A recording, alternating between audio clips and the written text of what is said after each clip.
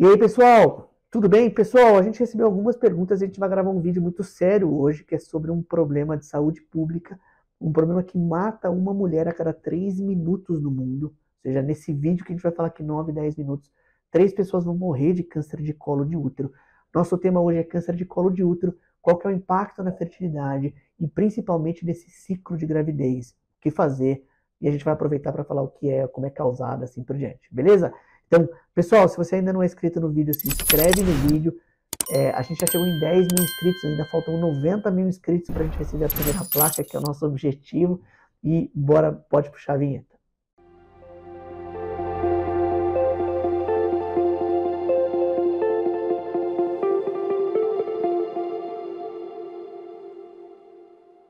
Legal, pessoal, o que é o câncer de colo de útero? Sim, o útero ele é um órgão que tem o corpo do útero, né, tem a parte de dentro, chamada de endométrio, e tem o colo do útero, que é uma outra parte, que é o final, que conecta, na verdade, o útero, que está dentro da barriga da paciente, né, que é intraperitoneal, que a gente fala, com a vagina. Então, é uma comunicação.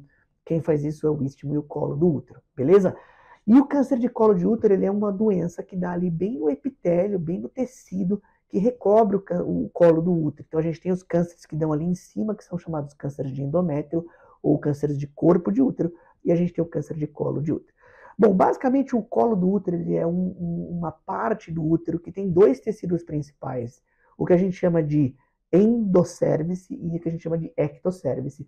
E a endocérvice é formada por um tecido chamado tecido colunar, tem uma coluninha de células, e a parte externa é um tecido chamado de tecido estratificado.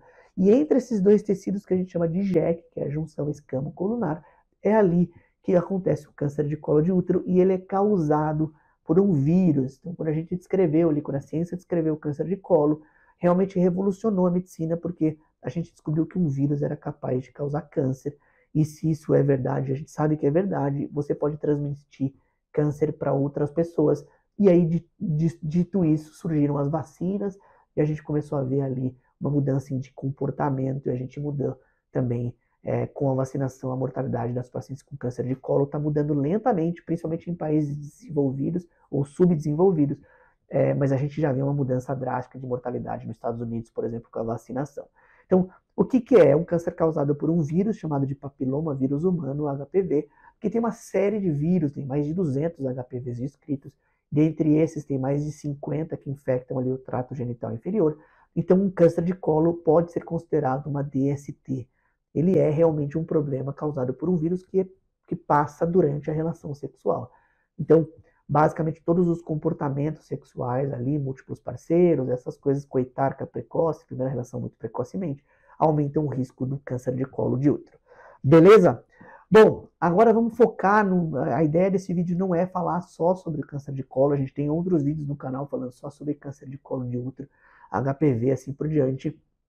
Se vocês querem que eu fale um pouquinho mais sobre isso, quais são os tipos de vírus, quais estão na vacina, que eu fale um pouco dessa vacina nova que chegou, a nona valente, escreve aqui embaixo que a gente traz um vídeo só de novo sobre câncer de colo, beleza? Mas a minha ideia hoje aqui é falar como isso afeta a fertilidade e como pode afetar dependendo de que momento você faz o diagnóstico do câncer de colo, beleza? Então eu tenho duas situações específicas aqui que eu queria comentar. Você já engravidou, e aí, durante a gravidez, você descobre o câncer de colo de útero. Aqui tem algumas coisas importantes. O câncer de colo, existem as doenças que a gente chama de doenças precursoras, ou seja, não são cânceres ainda, mas são alterações nas células do colo causadas pelo HPV que ainda não viraram câncer, são as displasias. E as displasias podem ser leve, moderada, grave. Nesse sentido, durante a gravidez, você precisa fazer esse diagnóstico. E muito importante também relacionar o que você descobriu no câncer de colo, em que momento você está da gestação. Então imagina que você descobriu ali uma displasia leve, você não tem nada a fazer. Se você descobriu uma displasia muito grave, você vai ter que fazer biópsia, você vai ter que seguir para ver se isso não é um câncer ainda invasivo. Bom, descobri que estou grávida e descobri realmente um câncer, ou seja, não são essas doenças precursoras. Aí realmente as coisas começam a ficar um pouco mais complicadas, porque você precisa decidir junto com o obstetra, junto com o oncologista, junto com quem está te tratando, se você deve manter a gestação e o risco daquele câncer de colo que você diagnosticou.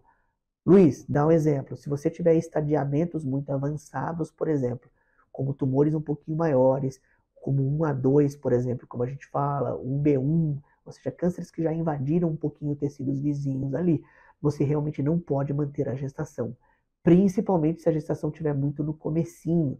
Gestações no início, que você teria que esperar ali ainda 30 semanas, o câncer vai evoluir em 30 semanas, né? Em 8 meses, sei lá, em 7 meses. Então, os riscos são maiores do que o benefício. Agora, se você tem um câncer muito no início, você falta lá 3, 4 semanas para terminar a gestação, você termina a gestação, às vezes 34 semanas, ou em outros serviços da viabilidade fetal, interrompe a gestação e segue com o tratamento do câncer, dependendo do estadiamento. Na grande maioria das vezes, ou vai ser tirar o colo do útero inteiro, chamado de traquelectomia total, ou a histerectomia total, retirada do colo, às vezes uma histerectomia um pouquinho mais ampliada, chamada de PIVER2, PIVER3, com parametrectomia, ou seja, tem vários tratamentos ali. Quem for da área da saúde vai ter todos esses nomes e vai conhecer, mas o que eu quero dizer é que, dependendo do estadiamento, a cirurgia é um pouquinho maior, beleza? Bom, descobri que tenho câncer de colo de útero e quero engravidar no futuro. Não estou grávida hoje, quero engravidar no futuro. Aqui também entra um capítulo bem importante, que são os capítulos de preservação da fertilidade, onde você pode ali congelar os seus óvulos para engravidar no futuro. Você pode fazer uma cirurgia chamada de fertility sparing surgery, ou seja, cirurgias que mantêm a fertilidade da paciente. Ou seja, tirar só o colo do útero é um desses caminhos. Eu tive algumas pacientes, junto com o Dr. Marcelo, meu amigo ele da oncologia, onde ele operou só o colo, usou um dispositivo chamado de Duda ali para não estenosar o colo do útero, né, o resquício do colo ali, o istmo do útero, e aí a paciente conseguiu engravidar lá na frente, ou seja, manteve o útero. Dependendo do estadiamento, você vai ter que fazer uma histerectomia, você vai ter que tirar todo o útero. E uma outra coisa que se faz para as pacientes que descobriram é levantar um pouquinho o ovário, suspender um pouquinho ele para poder irradiar a pelve da paciente e não pegar no ovário. Isso também é uma outra proteção genética ali, genética e hormonal do tratamento.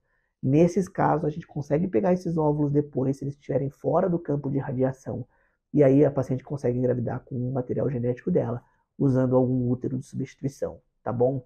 Isso também é super possível. Beleza? Então, qual que é a ideia? Que é você conseguir discutir com o seu médico da reprodução humana e do oncologista para ver se você consegue manter só o corpo do útero, tirar só o colo, dependendo do estadiamento, quem vai falar isso é o oncologista. Ele falou, olha, não dá para a gente tirar só o colo, vamos tirar o corpo do útero todo. A segunda discussão é, a gente pode congelar antes, e a terceira discussão é, podemos suspender um pouquinho o ovário para você conseguir irradiar a paciente ali só no local adequado e não acabar irradiando o ovário também e diminuindo a reserva do ovário dela.